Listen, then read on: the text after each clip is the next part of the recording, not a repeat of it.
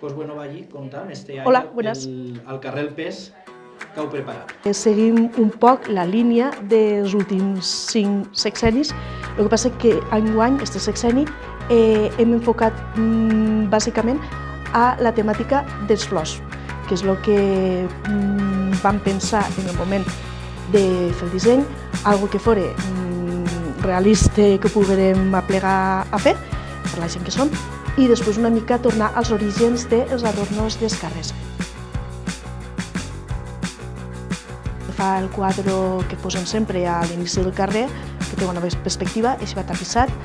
Després, a la calçada també l'adornem, posem també un altre quadre. A part, tenim els altres motius un poquet més de pes, que serien uns espills autèntics, de cristal.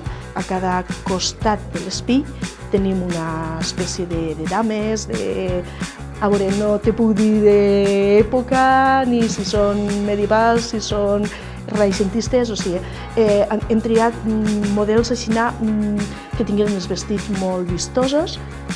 No es basa tot en el tapissat.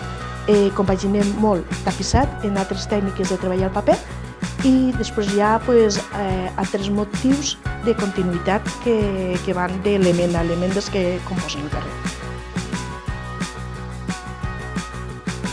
A veure, el tapís de baix, el que va només comença al carrer, al frontal, intentem lluir-nos perquè té una perspectiva molt bona i clar, només pujar la gent de baix ja, pam, és el primer que es troba i realment en això tenim sort en aquest sentit perquè se pot veure de lluny i dona molt de joc.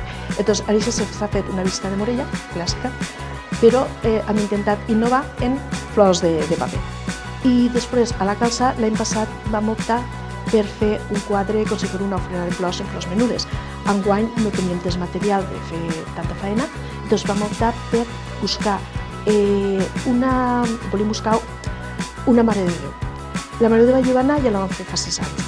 Una Mare de Déu de Vallivana sense, diguem, el que és la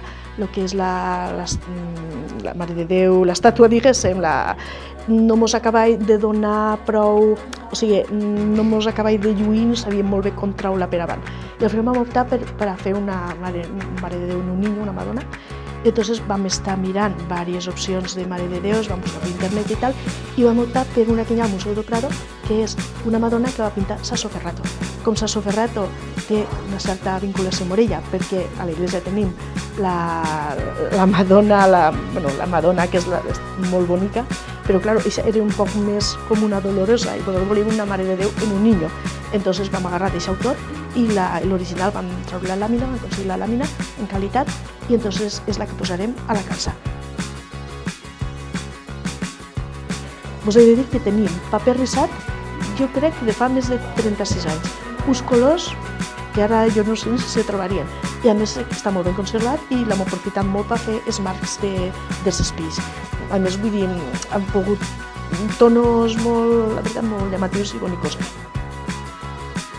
Al carrer, vivint al carrer, en som molt poquets. Després ve gent que té cases així al carrer, que col·labora també. Tenim molt bon ambient, treballem molt bé junts i com ja portem molts de sexennis treballant, som un bon equip. La veritat és que som un bon equip. El que no s'ha fet un, ho s'ha fet l'altre.